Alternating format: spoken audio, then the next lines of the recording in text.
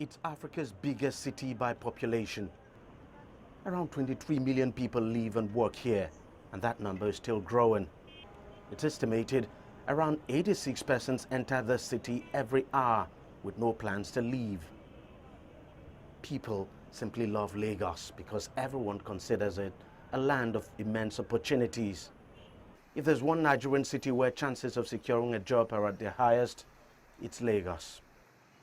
But the city's huge attraction means residents now have to battle with traffic scenes like this every day.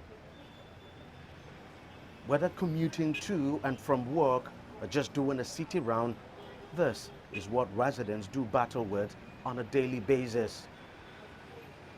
It's normal for a 15-minute journey time to last close to 2 hours in most cases. The situation is forcing residents to leave unusually early for work and close very late at night to avoid the traffic.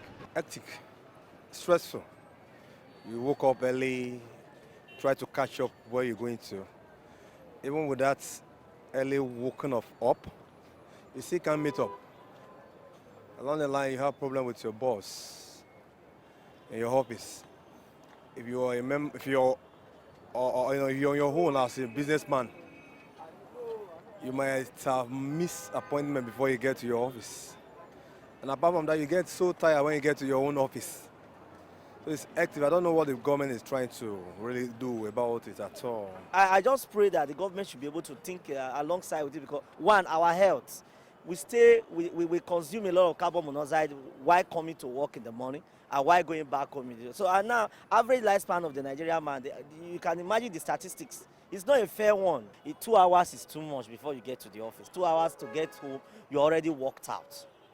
It's not a good one. You won't even have time to say you want to enjoy your family. No, you get to the office, you want to rest first before walking.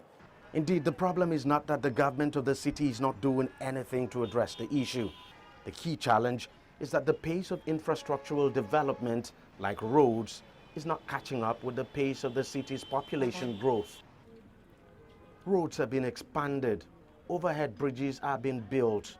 The government is on the verge of overhauling the public transport system by introducing modern buses. But perhaps the biggest transport infrastructure project that could turn things around for the city is its light rail project.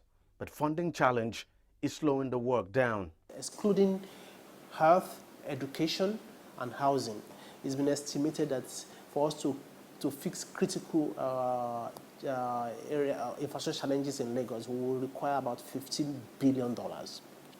So what's our annual budget? Our annual budget is just something above $2 billion annually.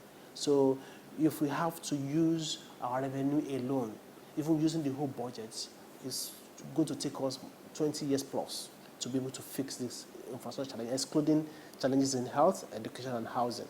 So how do we get to do this? So the major challenge is how do we generate more? It's a daunting challenge for the government of this city, and of course a painful one for the residents as well, who on a daily basis have to devise different methods to beat the traffic. And I can tell you, it's certainly not an easy thing to do.